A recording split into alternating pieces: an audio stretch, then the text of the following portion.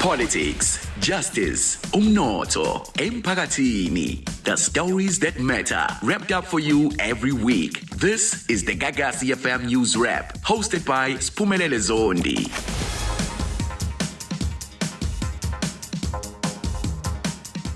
Yabo labantu laba bathi abasasidingi la, and mhlampe next week ungase ungangitholi efonini kuthiwa next week siyahamba siya kwi-wash wonke sebekhathele ukulinda abantu bangasekhaya bethi bazosilanda. Again, this is not an MK matter, it's a Dudu matter. I can't speak on behalf of Dudu. I'm not Dudu spokesperson. I'm MK party spokesperson. I think that's important for people to understand.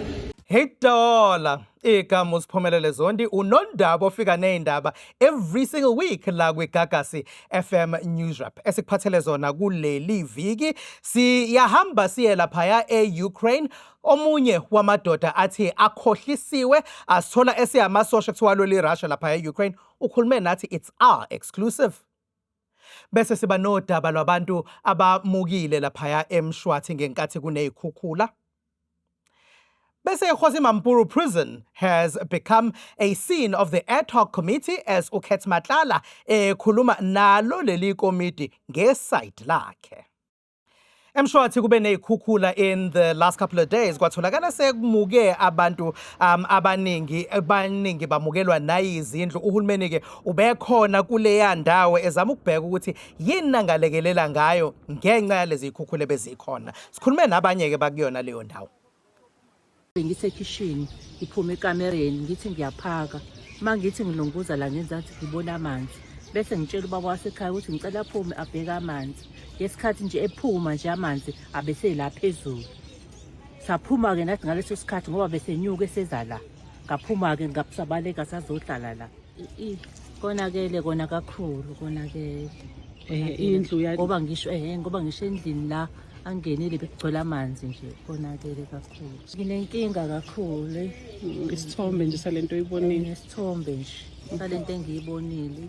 Bafethu into edabukisayo ukuthi lezi zinto sezivamisile ukwenzeka kulesifundazwe sase-KZN. Siyakhumbula ukuthi eminyakeni engengake edlule kwaba into ephindaphindayo eThekwini, and as it strikes again lapha eMshwathi iphathimandla ziyezisitshela ukuthi singakhi izindlu eduze kwemfula ngoba uma kwenzeka into ezikanje kuba ithina bokuqala abalibalayo masakhe eduze kwemfula. Mhlambe akuhle ukuthi sikhuluma kusanda kwenzeka eMshwathi kodwa into ekumele sihlale siyikhuluma le kuyekushiya ukuthi khona nabantu abakha on flood plains kanti kumele sazi ukuthi ikuphi la kumele sakhe khona. Ziyasho ke iphathimandla ukuthi seziyile lapha eMshwathi ziyazama ukuthi zibasiza abantu zibabhalise ukuthi they are found temporary shelter kodwa lapho sinembuzo ngoba bakhona abantu kakhulukazi for example eThekwini othola ukuthi bahamba baya kulawo ma-temporary shelters kodwa kwenzekani years later abanye bathi basahlele emafletini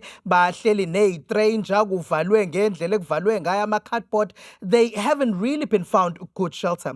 Siyazi abanye baphuma emjondolo kodwa abantu need to live with dignity noma ngabe baphuma endaweni enjani bayadinga ukuthi bahlale endaweni ezinhle eziyi-right nemndeni yabo. Ngakho le ndaba yokuthi bayasuswa bayohlala isinomi kanjani when there have been floods is not good. Asithembe ukuthi there'll be better treatment lapha eMshwathi. Sizwile ukuthi some people have been found, at least one person, but there's a search and rescue of others who were swept away by the flooding there. Let's hope ukuthi nabo bazotholakala kungekudala.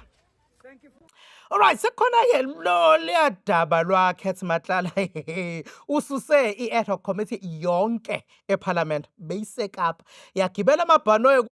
UKhet Matlala ke uqalile uyakhuluma usho izinto ezihlukahlukene lapha. Let's hear a bit of the exchange ebeyenzeka lapha eKgosi Mampuru Prison when Khet Matlala was giving this testimony.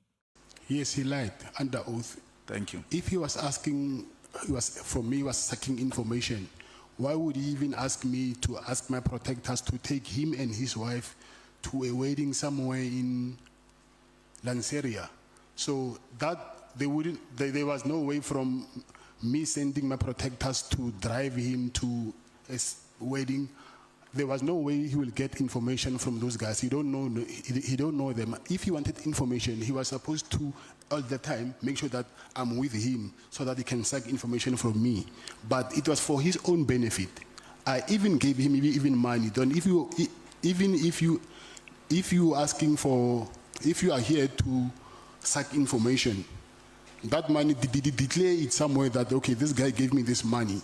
And then, but since we know that for him, we want information, I had to ask money from him. I don't think he even declared that money. I gave him money twice. Yeah.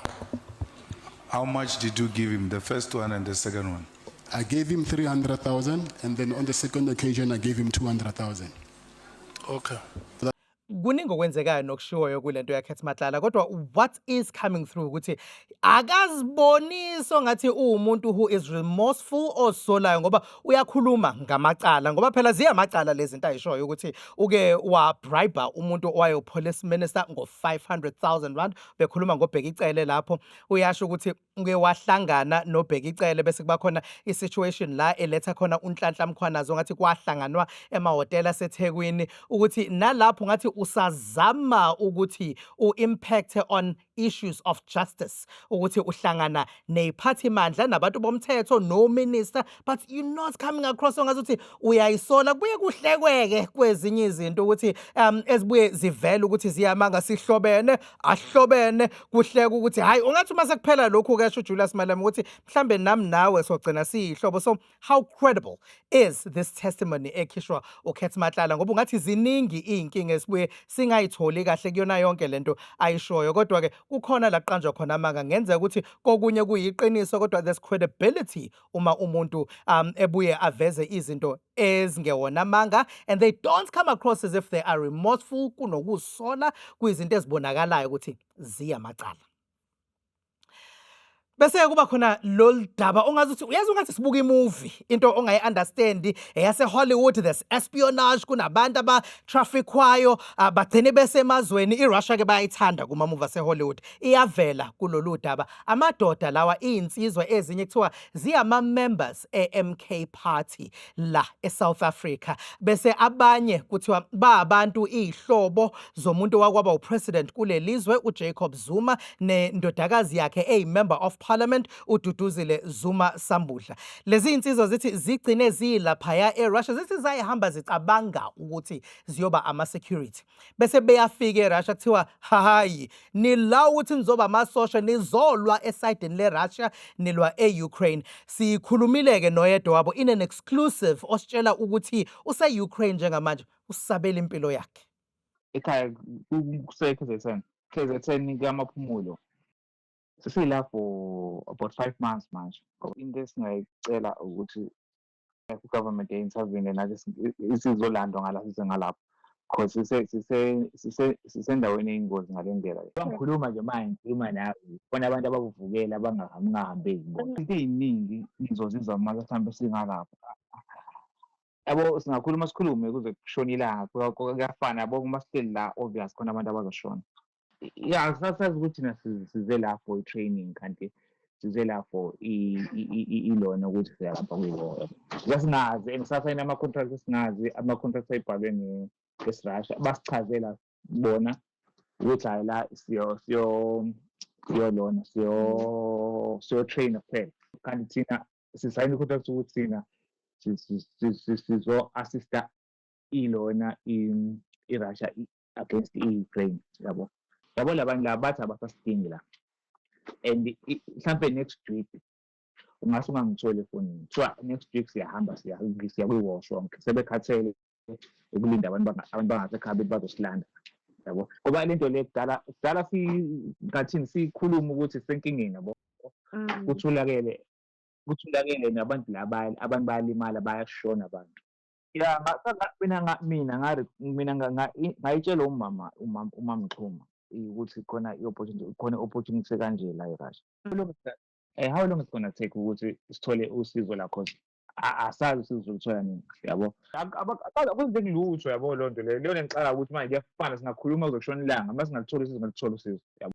Ufika abantu bezisilanda la kuphela manje yabo ukuchaza ukuthi letho balapha kwenzekalani yabo lonto sesisakhathala kuyafana akwenzeki lutho ngathi yabo ngikhuluma nawe kanje mhlawumbe ngenzekala luso futhi egcineni futhi kufika omunye futhi ephinde ekhulume egcineni abafethu khona abafethu abahambile futhi la abanye abawu-2 abahambile bangalema the front line asazi bephila nabanye bahamba futhi sesehla kancane egcineni kodwa kushaya uJanuwari mhlawumbe sesele siba u4 nayo izinsizwa ukuthi ithukile and iyasho ukuthi idinga usizo kuhulumeni ukuthi ubani utheni ubani wabahambisa ithi akubalekile lokho njengamanje into abayidingayo nje bona njengamanje ukuthi bathole usizo babuyiswe baphephe bezekhaya uyasho ukuthi khona nabanye ke abangazi ukuthi bashonaphi lubhlungu lona lolu daba ukuthi kunabantu nje ongathi there's a bit of human trafficking bavele bathathwa bekhohlisiwe ukuthi bayokwenzani lapha emva kwalokho balacaziwe nje kanjalo ukuthi sekumele balwe impi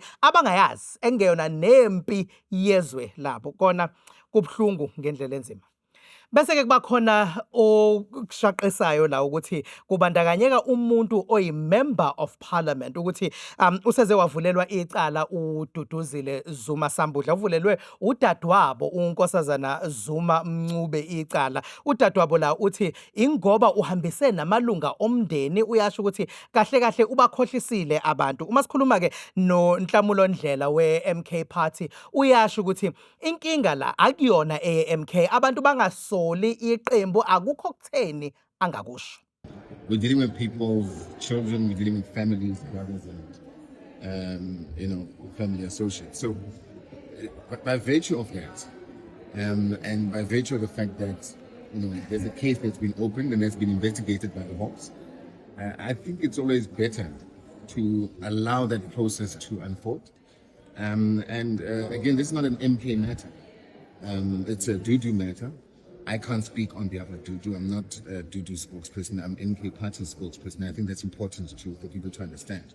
We are in a political space by nature. I mean, anything that we know as associated with the Zuma family will always catch light and will always be looked at and scrutinized, and in most cases, unfairly so.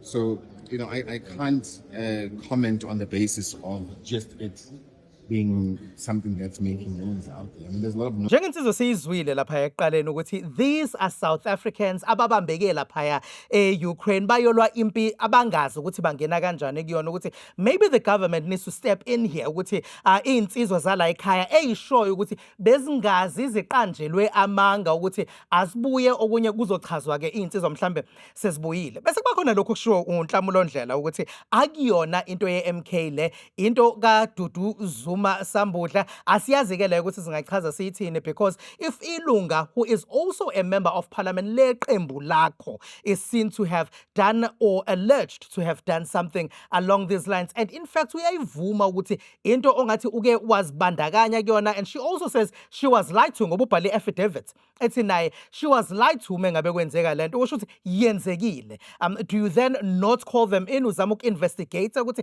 how did members of your own political organization abanye kuthiwa were security personnel kulona leli qembu ukuthi how did they end up crossing imngcele beyolwa empini nabo abangazi ukuthi bangena kanjani do you not call them in uba umbuze uvela uthi nje into yaleli yalunga yeparty and then we go on with our lives asazi nayo ungathi ayichaze kahle bese kuba iparliament itself because this is a member of the South African Parliament who's been implicated kulento ekanje ukuthi do you investigate are you updating the public on how your investigations about imember yeparlament ukuthi kungeneke kanjani ekuthenini kuze kube nento ekanje ukuthi kungashiwo nje kuphela ukuthi into yakhe kuphela iqembu alihlangene iparlament lithule uhulumeni uthule asazi ukuthi kwenzekani about a member of parliament insizwa zase South Africa ziyasho ukuthi ziyasaba ukuthi ezinye zingase zingabuye eSouth Africa ngoba kuyasho ukuthi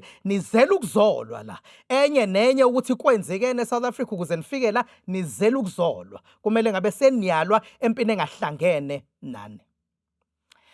All right, so that's all we have for you today. Ungakhohlwa ukuthi podcast yethu uyayithola every single week uyithola kwi-app yeGagasi FM and mina ngiwubhekani Siphumelele wakaZondi ngihlangana nani la ngihlangana khona maviki onke masihambe endaweni esihambayo asixoxe bukhoma lezi Catch a brand new episode njalo ngolosihlanu ngo4 ntambama. You can watch the vodcast noma ungalalela i-podcast kwi-app yethu noma inini noma kuphi. Gagasi FM News puts KZN first.